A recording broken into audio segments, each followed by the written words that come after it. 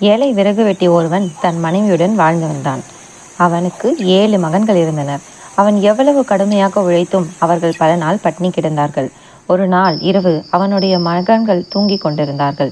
மனைவி அவனிடம், நாம் எவ்வளவு காலம் துன்பப்படுவது? வயிறார உண்டு எத்தனை நாள் ஆகிறது? நம் மகன்களை காட்டில் விட்டுவிட்டு வந்துவிடுங்கள். இருப்பதை கொண்டு நாம் மகிழ்ச்சியாக வாழலாம் என்றாள். நீ சொன்னபடியே செய்கிறேன். நாளை அவர்களுக்கு உணவு சமைத்து வை என்றான் அவன். கடைசி மகனான குள்ளன் அவர்கள் பேசுவதை கேட்டுக்கொண்டிருந்தான். விடியற் காலையில் எல்லோருக்கும் முன் எழுந்தான் அவன். ஆற்றங்கரைக்கு சென்று அங்கிருந்த சிறு சிறு கூழாங்கற்களை எடுத்தான். சட்டைப்பை நிறைய அவற்றை போட்டுக்கொண்டான். வீடு திரும்பினான். அவன் தாயும் தந்தையும் அண்ணன்களும் அவனுக்காக காத்திருந்தனர். ஏன் இவ்வளவு நேரம்? அம்மாவிடம் உன் பங்கு அடையை வாங்கிக்கொள், காட்டில் சாப்பிடலாம். இன்று நாம் எல்லோரும் விறகு வெட்ட செல்கிறோம் என்றான் விறகு வெட்டி. எல்லோரும் மகிழ்ச்சியாக புறப்பட்டார்கள். கடைசியாக சென்ற குள்ளன் தன் பையில் இருந்த கூழாங்கற்களை வழியெங்கும் போட்டுக்கொண்டே வந்தான். நீண்ட தூரம் நடந்து காட்டின் நடுப்பகுதிக்கு வந்தார்கள். இனி என்ன முயன்றாலும் தன் மகன்களால் வீட்டை அடைய முடியாது. அவர்களை ஏமாற்றி விட்டுவிட்டு புறப்பட வேண்டும் என்று நினைத்தான் அவன். நீங்கள் விளையாடி கொண்டிருங்கள். நான் சிறிது தூரம் சென்று நல்ல மரமாக பார்த்து வெட்டுகிறேன். இருட்டியதும் வீட்டிற்கு புறப்படலாம் என்றான் அவன். அவர்களும் மகிழ்ச்சியாக விளையாடத் தொடங்கினார்கள். அருகில் இருந்த மரத்தில் ஒரு கட்டையை தொங்கவிட்டான் அவன். காற்று அடிக்கும் போதெல்லாம் மரத்தில் அது மோதி பிறகு வெட்டுவது போல ஓசை கேட்டது. மகன்களுக்கு தெரியாமல் வீட்டுக்கு வந்து சேர்ந்தான் அவன். அவர்கள் நீண்ட நேரம் விளையாடி கொண்டிருந்தார்கள்.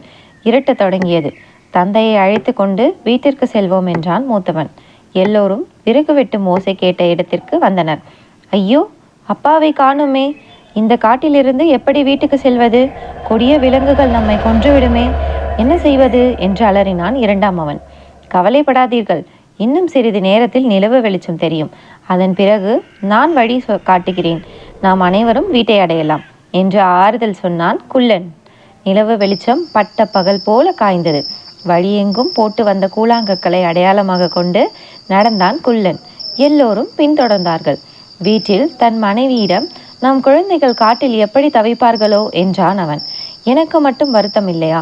நம் கண்ணெதிரே ஏன் அவர்கள் துன்பப்பட வேண்டும்? அதனால் தான் அவர்களை காட்டில் விட்டுவிட வரச் சொன்னேன். அவர்கள் எங்காவது நலமாக இருக்கட்டும். நான் உணவு சமைக்கிறேன், இருவரும் சாப்பிடலாம் என்றாள் அவள். நள்ளிரவு நேரம் இருவரும் சாப்பிட அமர்ந்தார்கள். கதவு தட்டும் ஓசை கேட்டது.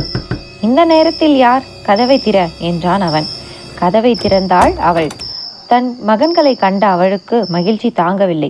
சமைத்து வைத்திருந்த உணவை அவர்களுக்கு பரிமாறினாள். சாப்பாடு முடிந்ததும் நடந்து வந்த களைப்பால் அவர்கள் தூங்கத் தொடங்கினார்கள். விறகு வெட்டிக்கும் அவன் மனைவிக்கும் சாப்பிட உணவில்லை. நம் மகன்கள் வந்து விட்டார்களே, இப்போது என்ன செய்வது என்று கேட்டான் அவன். நிலவு வெளிச்சத்தில் வழி கண்டுபிடித்து வந்து விட்டார்கள். அமாவாசை அன்று மீண்டும் அவர்களை அழைத்து செல்லுங்கள். இன்னும் அதிக தூரம் சென்று விட்டு வாருங்கள். அவர்களால் திரும்ப முடியாது என்றாள் அவள். அமாவாசையும் வந்தது. விடிய காலையில் தன் மகள்களை எழுப்பினாள் அவள். காட்டிற்கு விறகு வெட்ட செல்லும் அப்பாவுடன் நீங்களும் செல்லுங்கள். மதியம் உணவிற்காக ஆளுக்கு 2 அடை சுட்டு வைத்திருக்கிறேன் என்றாள் அவள். குள்ளனுக்கு என்ன நடக்கப் போகிறது என்று புரிந்தது. கூழாங்கல்லை பொறுக்கி வர நேரமில்லை. என்ன செய்வது என்று குழம்பினான் அவன்.